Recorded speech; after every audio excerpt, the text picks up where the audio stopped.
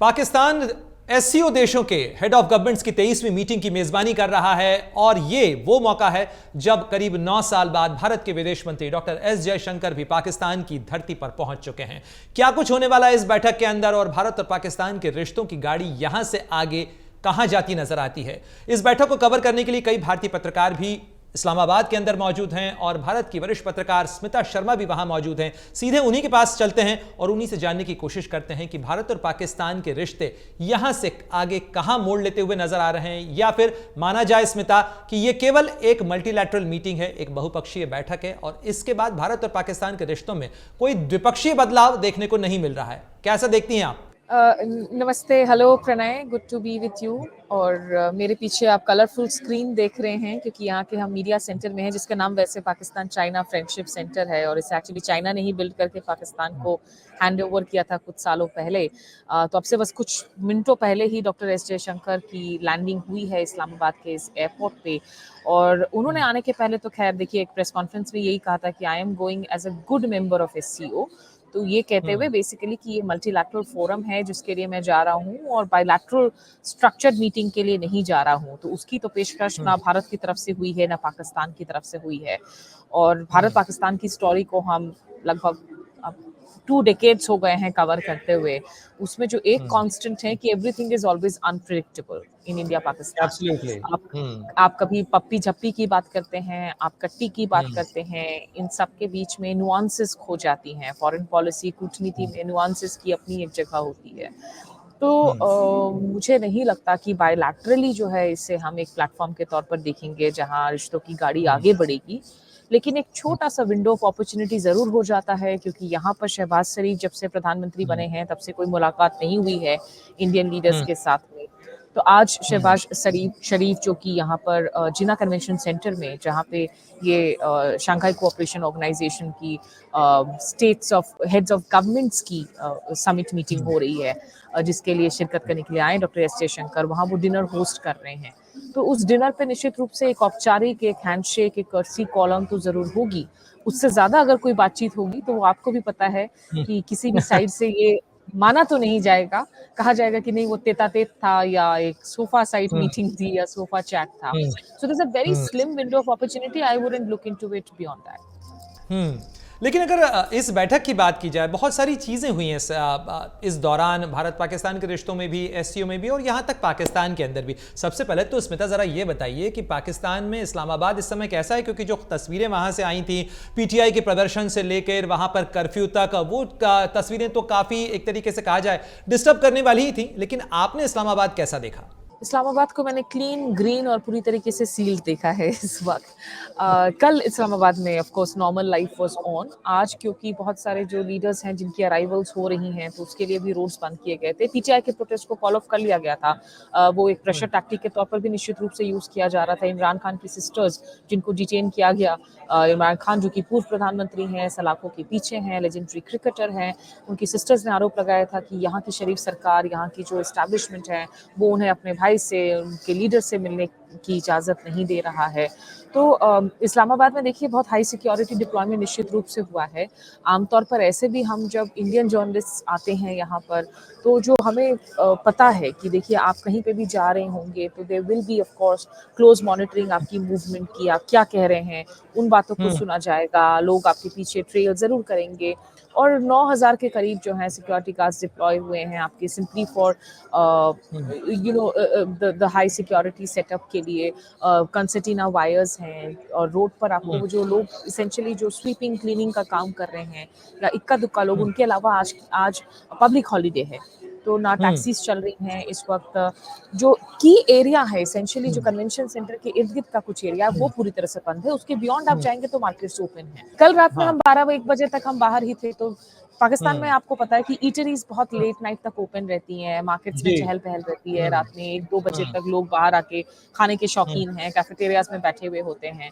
वो माहौल बना हुआ था। आज for a period of time of course सब कुछ साइलेंट है, लेकिन मुझे लगता है कि वंस द लीडर्स अराइव और खुद होटल्स में, जैसे जिन जिन होटल्स में ऐसा माना जा रहा है स्मिता कि ये जो एक बैठक है ये पाकिस्तान की एक कोशिश भी है ये दिखाने की कि वो किसी तरीके से हाशिए पर नहीं है, आइसोलेटेड नहीं है, उसकी मेन स्ट्रीमिंग है, वो एक बड़े इंटरनेशनल इवेंट का या कह लीजिए बड़े मल्टीलैटरल इवेंट की मेज़बानी कर सकता है। तो एक कहा जाए कि वो पुराने दाग धोने की कोशिश में पाकिस्तान इस समय ज़्यादा नजर आ रहा है। क्या आपने भी वहाँ ऐसा ही कुछ पाया पाकिस्तान सरकार की कोशिशों में?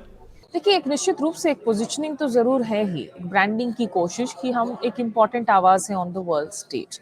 अब एससीओ का जैसे हमें पता है, जैसे जी20 का भी बाय रोटेशनल प्रेसिडेंसी होती है, जो इंडिया ने लास्ट ईयर जो है उसकी चेयरमैनशिप संभाली थी और भारत ने उस प्रेसिडेंसी को खूब भुनाया था।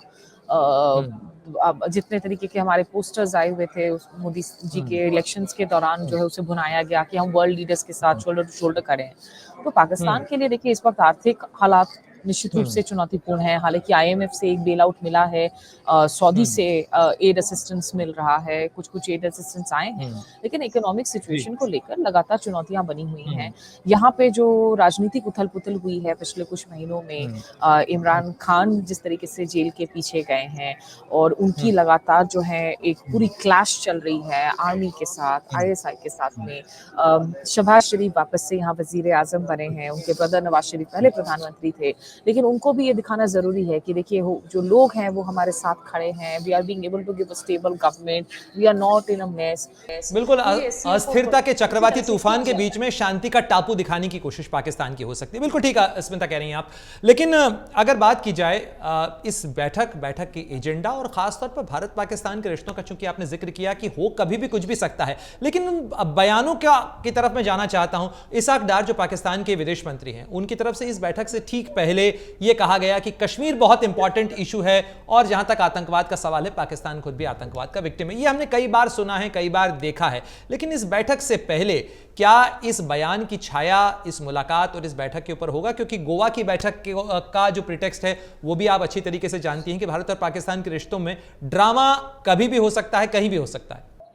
बिल्कुल, और गोवा की जिस बैठक का आप जिक्र कर रहे हैं उस वक्त के जो यहाँ पे विदेश मंत्री थे बिलावल भुट्टो जरदारी, वो आए हुए थे और कैसी तल्खियां बन गई थी। तो टिट फॉर टैट की सिचुएशन, इनफैक्ट प्रणय जो इंटरेस्टिंग बात है, एक्चुअली हम जो सारे जर्नलिस्ट यहाँ पर हैं आपको मिस कर रहे हैं हम बाय द वे फील्ड पर। जिन 13 लोगों को वीजा मिला, जिनमें से 11 लोग इस वक्त इस्लामाबाद में मौजूद हैं। बरखा दत्त भी आई हुई थी, लेकिन सीओ समिट में दिख नहीं रही है। हम लोगों की इस वक्त जो टॉप स्टोरी है वो दरअसल इंडिया कनाडा है। तो काफी लोगों को ये फोमो हो रहा था कि हम fear of missing out on Pakistan की स्टोरी, लेकिन जो लोग यहाँ नहीं पहुंच पाए उन्हें बता दें कि इस वक्त हमें फोमो हो रही है कि कनाडा की स्टोरी को, क्योंकि हम यहाँ से ट्रैक कर रहे हैं जो लगातार रिश्तों में तल्खियां तेजी से आई हैं। देखिए, optics haven't changed for the relationship to change honestly between India Pakistan. जो fundamental factors हैं of differences, वो इंडिया की principled stand हो कि हम talks and terror साथ में नहीं कर सकते हैं। स्मिता, आप बहुत लंबे समय से फॉरेन पॉलिसी कवर करती रही हैं। मैं ये जानना चाहता हूं कि यहां पर घरेलू राजनीति के अंदर उसके मंच पे तो कई बार भारत और भारत के विदेश मंत्री, भारत के गृह मंत्री, भारत के कई नेता ये कहते रहे हैं कि पाकिस्तान के साथ कश्मीर पर बात करने लायक केवल एक ही मुद्दा है, वो ये कि पाकिस्तान के कब्जे वाला कश्मीर वापस कब आएगा और कैसे आएगा। क्या हम आतंकवाद के मुद्दे पर और कश्मीर के मुद्दे पर अगर कोई रेफरेंस आता है तो विदेश मंत्री जयशंकर से पाकिस्तान की धरती से भी क्या यही सुनेंगे? देखिए, नॉट ऑन एससीओ फोरम, उसमें तो ऑफ कोर्स बिना नाम लिए वेल्ड रेफरेंसेस दिए जाएंगे उनकी स्टेटमेंट्स में विदाउट फॉर श्योरिटी, बिकॉज ये एससीओ के चार्टर में ही कहा गया है कि आप बायलैटरल मुद्दों को इस फोरम पर नहीं उठा सकते हैं। और सार्क में भले ही इंडिया उसे बायलैटरल फ्रेमवर्क नैरेटिव के तहत उसे ट्रीट करे, यहाँ पर क्योंकि रशिया, चीन, ईरान जैसे दूसरे मुल्क मौजूद हैं तो वो नहीं होगा। लेकिन अगर उसके अलैदा जो है डॉक्टर एस जयशंकर अगर कोई स्टेटमेंट देते हैं तो वी कैन एक्सपेक्ट कि डायरेक्ट हार्ड हिटिंग स्टेटमेंट्स दिए जाएंगे, क्योंकि कश्मीर को लेकर एब्रिगेशन ऑफ 370 उस पर Indian government is very clear, वो उसकी वापसी नहीं होने वाली है। और उस स्टेप के बाद में 2019 में पाकिस्तान ने न्यू दिल्ली स्थित अपने हाई कमिश्नर को रिकॉल किया था, तो उस स्टेप में भी जो है पाकिस्तान की तरफ से कुछ बदलाव नहीं आने वाला है। प्लस अगर आप देखें कि ठीक इस विजिट के पहले आप जाकिर नाइक जैसे शख्स को आप इनवाइट करते हैं एज अ गेस्ट, जो शख्स इंडिया में वांटेड है अपनी हेट स्पीचेस के लिए और जिसके लिए बार बार बातचीत चल रही है मलेशिया के साथ में, उसे आप स्टेट गेस्ट के तौर पर इनवाइट करते हैं, उसका क्या हासिल होता है? खुद पाकिस्तानी सिटीजन्स फ्रस्ट्रेटेड हैं जाकिर नाइक के बयानों से और ये कह रहे हैं कि उनको बल्कि डिपोर्ट कर दिया जाए। तो अगर आप म्यूचुअल सेंसिटिविटीज का ख्याल नहीं रखेंगे, इस तरह की बयानबाजी करेंगे, तो कुछ फंडामेंटली कुछ चेंज नहीं होगा, सॉलिड अपॉर्चुनिटी नहीं आएगा कि आप रिश्तों के जो है कोई नया मोड़ दे सके। बड़ी और इंपॉर्टेंट बात कर रही हैं स्मिता। आप कह रही हैं कि पाकिस्तान के लोग भी इस चीज को लेकर फ्रस्ट्रेटेड हैं कि आखिर उनकी सरकार ने क्यों इनवाइट किया जाकिर नायक को, और वो यहां जो कुछ कह रहा है पाकिस्तान की जमीन से वो इलॉजिकल और नॉनसेंसिकल ज्यादा नजर आ रहा है। आपकी जिन लोगों से बातचीत हुई है, क्या वो तबका है पाकिस्तान के अंदर जो ये मानता है कि जाकिर नायक को तत्काल डिपोर्ट कर देना चाहिए, और अगर ऐसा है तो क्या उस तबके की आवाज की कोई सुनवाई पाकिस्तान की सरकार और वहां के निजाम में? देखिए, वो तबका तो एक्टिव है, पिछले कुछ दिनों से सोशल मीडिया पर भी बहुत एक्टिव है, वो टैग भी कर रही हैं अपनी सरकारों को। ये पढ़े-लिखे लोग हैं, इंटेलेक्चुअल लोग हैं, सेंसिबल लोग हैं, लिबरल्स हैं, और हमें तो ये कहना चाहिए कि एक्चुअली हमें एक फेवर किया है कि जाकिर नायक को बुलाकर आपने जो प्लेटफ़ॉर्म्स दिए हैं, जहाँ इसने इतने उल-जुलूल बयान दिए हैं इस शख्स ने।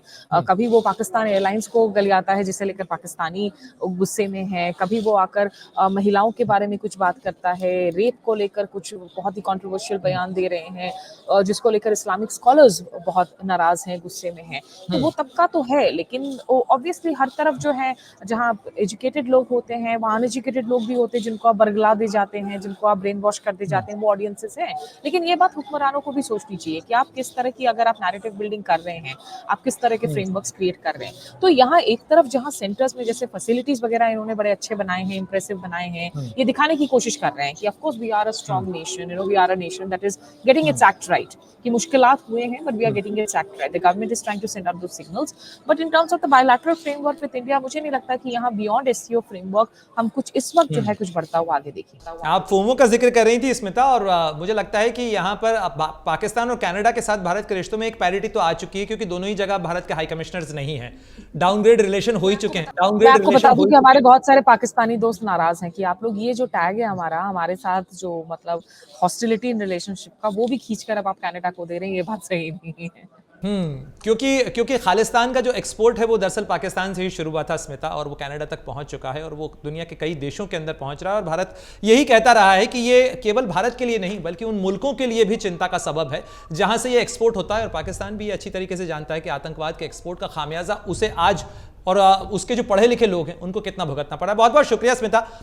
आपसे उम्मीद करेंगे कि आपके जरिए जो रिपोर्ट्स हैं वो हमें भी मिलती रह सकें वहां से, और जो भी कुछ होता है उम्मीद की जानी चाहिए कि यहां से अमन का रास्ता जरूर निकल सके। बहुत बहुत शुक्रिया। अगर आप ये वीडियो YouTube पर देख रहे हैं तो हमारे चैनल को सब्सक्राइब कर बेल आइकन दबाएं, और Facebook पर देख रहे हैं तो हमारे पेज को लाइक करें। 8 मिलियन प्लस सब्सक्राइबर, आपके इस भरोसे के लिए बहुत धन्यवाद।